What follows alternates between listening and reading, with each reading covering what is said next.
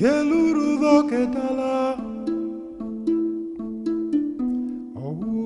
ma buinja kofiro keluru ketala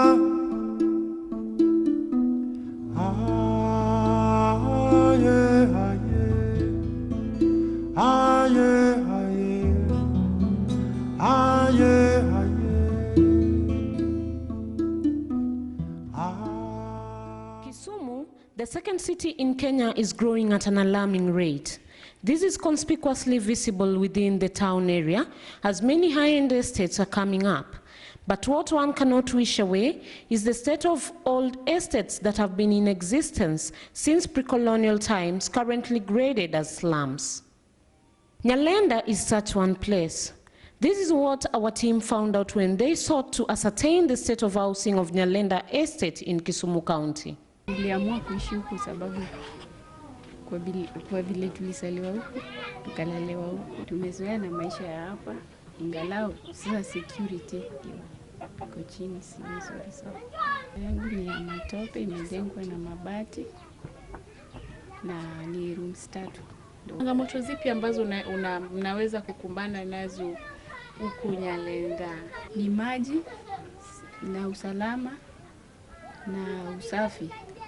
Hatuna usafi ya kutosha sababu watu wa municipal hawafiki huku chini.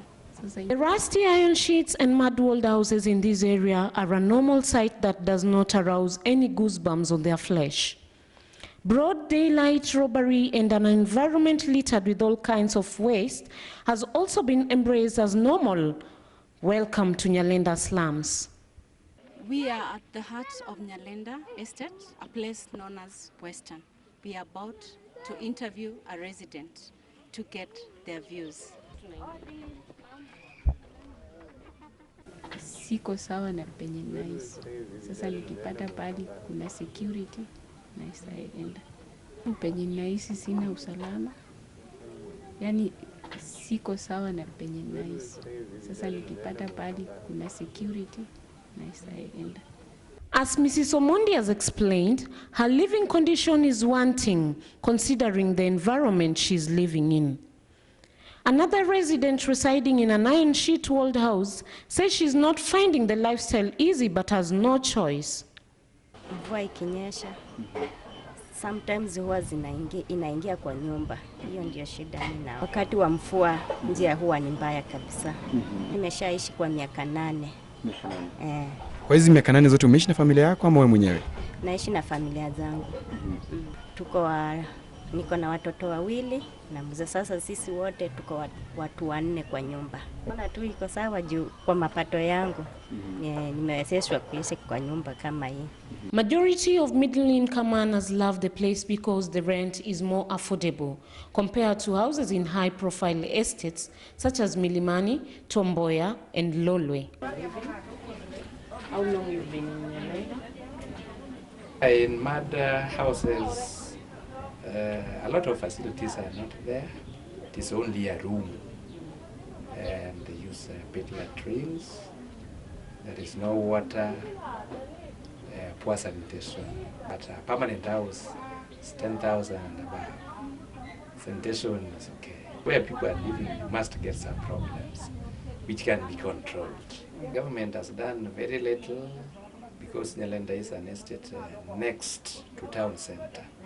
So the county governments would step up so that they can at least improve sanitation in Nyalenda significantly, even security-wise. There should be street lights, roads, proper roads, feeder roads, and all other facilities. Why have you upgraded to a permanent house? I was a student, then I became a hustler, so I could only afford semi-permanent houses. But now that I'm working, I should live in a permanent house. Nyumba zenye ziko hata kama wewe uko kwa maneno ya choo ilikuwa shida kwa that big number sharing just one door. Sasa kwa sisi wa mama ilikuwa shida kubwa there was what competition of washing. Hiyo ilikuwa ni shida kubwa sana. Alafu ukiwa na watoto wadogo pia, the surrounding very dirty. The county government wamejaribu, wamejenga moja, wamezijenga sasa pit latrines yenye inaweza zenye zinalipwa alafu watu wanatumia. Social amenities like water and toilets are basic for every family. Initially, when Nyalenda was a village, people in this area were used to going to the bushes. But having found themselves within a town, they are now forced to dig pit latrines, and others use public toilets. Some have dug wells, and others have connected water provided by Kisumu Water and Sewerage Company, famously known as Kiwasco. The drainage in this area is also in an abhorrible situation. As a county government, we have initiated several activities because we observe that solid waste management is a challenge. Being an informal settlement, the area suffers from poor planning, which makes it challenging in terms of accessing the houses which are there to collect waste. Without the participation of the residents, we cannot sustainably clean up the settlements. However, the challenges are abound, and we are trying to deal with them due to what I refer to as challenges in planning in Nyalenda. It has not been very easy. So even if you go there, most of the time you will realize that the place may not look as clean as we want it to be. But we are putting in a lot of effort, and with the review of our strategy, we hope that we shall be able to identify the more designated areas and deploy refuse skips to ensure that the households can then access a temporary storage facility given by the county, which will be collected every 2 days.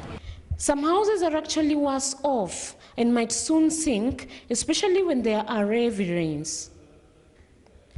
But there is hope for these estates that are settled in a previous village setting, as heard from Nyalenda A member of County Assembly Jackton Onunga. Nyalenda is basically highly populated, one of the most leading in this city. Major problems and challenges, lack of good access roads, housings, water and the insecurity. As a county government, soon we are going to come up with a policy on how members of the public can come up with a housing system. Two, we have a major partner called AFD, Africa French Development Agency, which funded the county government to the tune of 4.5 billion.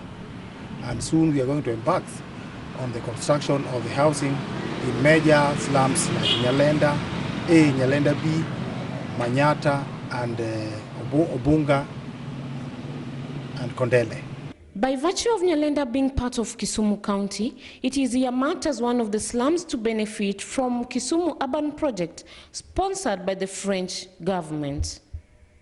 However, land ownership still remains a serious issue in this area. While going by what the policy makers are saying on the ground, there are good plans to improve settlement and infrastructure in Nyalenda estate or slum, if you may wish to call it. But what we are waiting to see is if the people who live in those places are going to conform with the policies that are being put in place. We are still in a process of identifying the genuine indigenous, foreigners, and the third party. But a section of 8 do not have a title deed, they still have numbers. So it will take a long process to obtain that. I hope by April we will give a comprehensive details about it. Because through the Kisumu Urban Project, there are going to be more trucks to be able to help us evacuate waste within the settlement. Kisumu County Environment Chief Officer John Sunday says they have devised ways of addressing the solid waste management situation. We are in the process of developing policies to regulate plastic packaging so that we are able to deal and contain plastic. And also the policy will also guide on how we can work with community groups so that we can enhance the capacity to recycle this plastic waste and convert it into an economic opportunity.